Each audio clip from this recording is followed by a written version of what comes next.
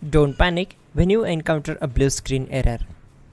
I'm going to show you how to fix this problem step by step. Let's begin. Click on Advanced Options. Then we need to select Troubleshoot. Then select Advanced Options and then click on Command Prompt. Type chkdsk/f/r:"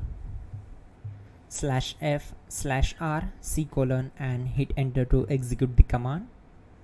Now wait for some time to complete the process. Once done, move to the next step. Now type C:" and hit enter. Now we need to type cd space C:/ and hit enter to execute.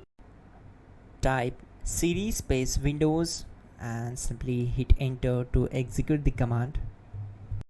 Then type cd space System32 and hit enter to execute the command. Type in cd space config and simply hit enter to execute the command. Now type md backup and simply hit enter. Now type copy *** backup and simply hit enter to execute the command.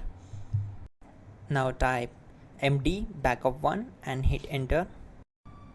Once we are here, we need to execute this command. Type copy space *** space backup1 and then press enter from your keyboard to execute this command. Type in cd space regback, then simply hit enter. Then type dir and simply hit enter. Now type copy space *** space ... and hit enter.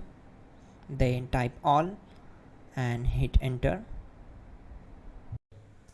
Type in bootrec space /fixmbr and hit enter to execute the command. Now type in bootrec space /fixboot and simply hit enter to execute the command. Type cd space C:/ and hit enter. Now type cd space Windows /System32 /config /regback and hit enter to execute. Type bcd edit space /export space C:/ /bcd backup and simply hit enter to execute this command. Now type cd space C:/ and hit enter. Now type md space boot and hit enter. Now type cd space boot and simply hit enter. Now execute this command. Type md space bcd.